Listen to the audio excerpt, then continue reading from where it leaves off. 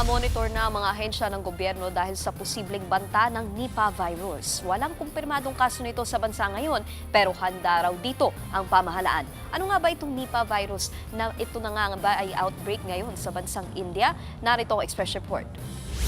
Nagpapatupad na naman ng mas mahigpit na health at travel screening ang ilang airport sa Asia. Kasunod dito ng Nipah virus outbreak sa West Bengal sa India, kung saan higit 100 na ang naka-quarantine.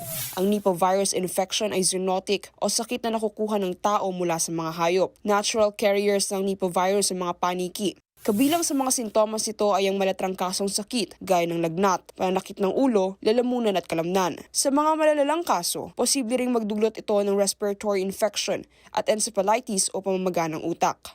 Kadalasan itong naipapasa sa pamamagitan ng direct contact o paghawak sa nahawang hayop, mga kontaminadong pagkain at paghawak sa bodily fluids tulad ng dugo at laway ng isang positibo sa virus. Yung mga sintomas niya na pwedeng mild, may mga trangkaso, pero yung binabantayan at siguro ito yung dahilan kung bakit sa buong mundo rin internationally ay nag-iingat ay yung tinatawag na encephalitis. Ayon sa World Health Organization, dapat itong pagtuunan ng pansin.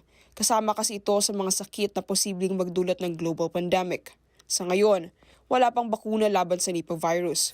Sa Pilipinas, patuloy na nakamonitor ang Department of Health at Bureau of Quarantine sa mga paliparan, seaport at iba pang point of entry sa bansa. Kailangan pa rin daw dumaan ang mga pasahero sa screening at thermal scanner. Tinitingnan din ang travel history ng mga biyahero, lalo na yung mga galing sa high-risk area o may mga kaso ng Nipah virus.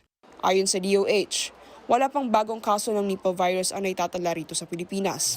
Pero noong 2014, may naitalang kaso nito sa Sultan Kudarat kung saan ang isang pasyente ay nagpositibo sa virus matapos kumain ng kontaminadong karne ng kabayo. Hindi rin daw dapat magpanik ang publiko kung magkaroon man daw ng kaso ng Nipah virus sa Pilipinas.